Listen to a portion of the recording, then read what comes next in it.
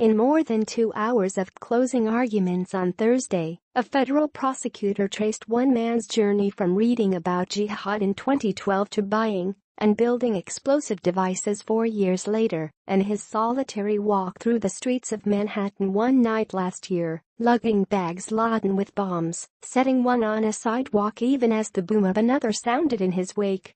Who did these things? How? And why? Asked Emil J. Bove III, the prosecutor addressing the jury as the 2-week trial in federal district court in Manhattan approached its conclusion. You know the answers to those questions. He walked over to where the defendant, Ahmed Khan Rahimi, sat between his lawyers and shouted, "This man did these things."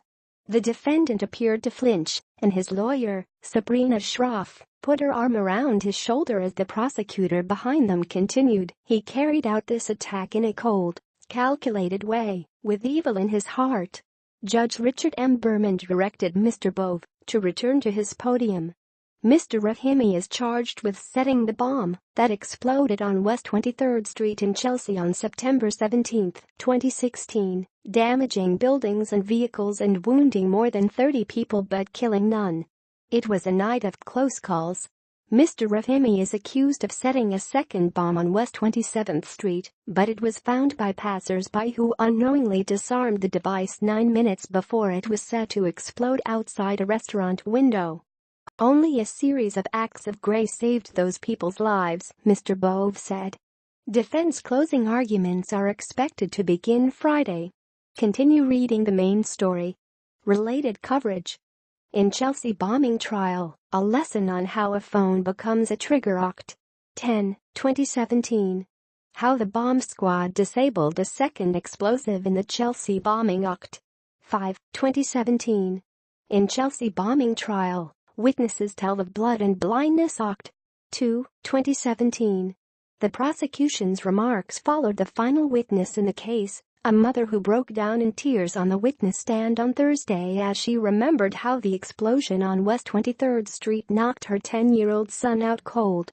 The witness, Tsitsi Merritt, who spoke following several hours of scientific testimony about DNA and chemicals, served as a reminder of the human toll of the bombing. Ms. Merritt had been a passenger in a Toyota when the bomb exploded like an earthquake nearby, she said. My son was in the back seat, and the back seat window was shattered onto him.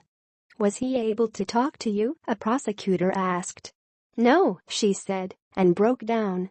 I picked him up and at some point an emergency responder took him from me. A photo of a firefighter carrying the boy was admitted into evidence.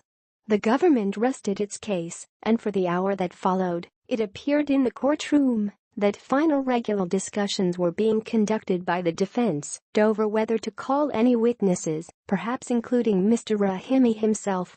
But when trial resumed, the defense too rested its case. Throughout the trial, defense lawyers have attacked investigative methods, suggesting corners were cut and mistakes were made in searches for evidence.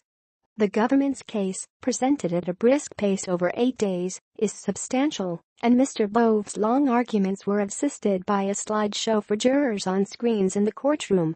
He began by parsing a bloody journal found on Mr. Rahimi's person after he was shot in a gunfight with the police in Linden, New Jersey, 2 days after the Chelsea bomb. Everything had to be done quietly, and I had to lie to cover my tracks, one page of the journal read. The sounds of the bombs will be heard in the streets. Gunshots to your police. Death to your oppression. Mr. Bove told jurors, this is a confession. The police found, bookmarked on Mr. Rahimi's computer, several how-to articles about making bombs in online magazines promoting jihad, including Inspire, said to be published by Al-Qaeda.